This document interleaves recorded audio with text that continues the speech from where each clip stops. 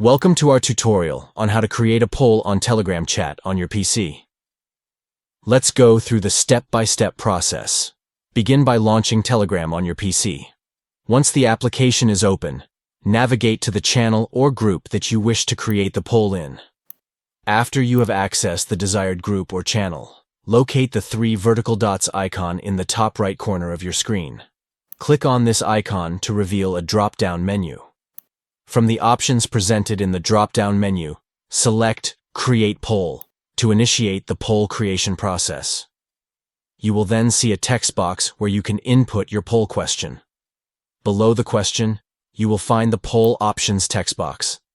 Start by entering the first option here. If you need to add more options, simply click on Add an option and type in the additional choices.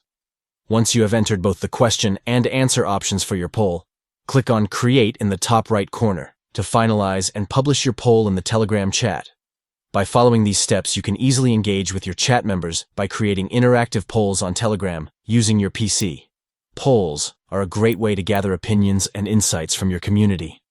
Thank you for watching our tutorial. If you found this information helpful, please consider liking and subscribing for more tech-related content and tutorials.